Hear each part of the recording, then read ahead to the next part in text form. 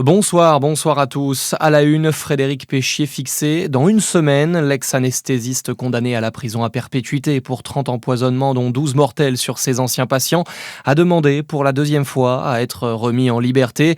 Après avoir fait appel de sa condamnation, l'ex-praticien est présumé innocent et peut demander à ne plus être en détention provisoire. Sa demande a été examinée aujourd'hui à Lyon par la chambre de l'instruction de la cour d'appel qui se prononcera mardi prochain. La première demande de remise en liberté de Frédéric Péchier avait été refusée pour risque de trouble à l'ordre public. Illustration des tensions entre personnel et direction au collège privé de Notre-Dame-Mont-Roland à Dole. Une grève était organisée aujourd'hui. Les employés se plaignent de travailler dans un climat d'irrespect et de pression psychologique depuis l'arrivée du nouveau chef d'établissement du groupe scolaire. Une vingtaine d'enseignants ont participé à cette mobilisation. La préfecture de Côte-d'Or s'inquiète de la recrudescence des accidents routiers. Au mois de mai, 2 personnes ont perdu la vie sur les routes du département. Les autorités déplorent au total 30 accidents corporels et 34 blessés. Depuis le début de l'année, le nombre d'accidents augmente, plus 71% par rapport à l'an dernier à la même période. Dans le reste de l'actualité, on apprend aussi que la baisse des émissions de CO2 en France a été plus importante que prévu. Les émissions de gaz à effet de serre ont baissé de 3% en 2024 et de 2,1% en 2025. C'est plus que les prévisions, mais le rythme de cette diminution ralentit toutefois par rapport à 2022 et 2023. C'est bien en Suisse que sera signé l'accord de paix entre l'Iran et les États-Unis vendredi. La cérémonie de signature est prévue près de Lucerne, selon le ministère suisse. Et conséquence de la fin du conflit, la circulation reprend dans le détroit d'Ormuz.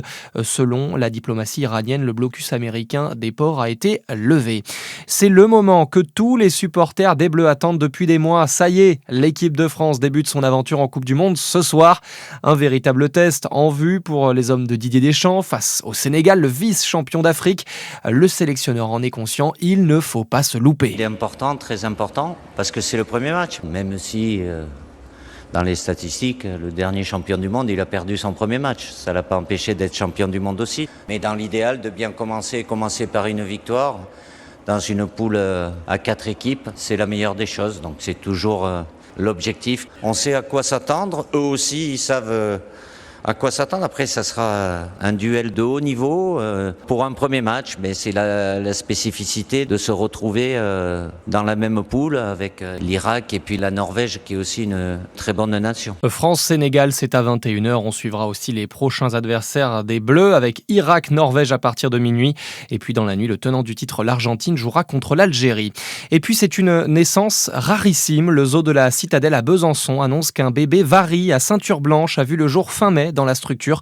Le bébé lémurien a été baptisé Toki, ce qui signifie espoir en malgache. Bonne soirée à l'écoute de Fréquence Plus.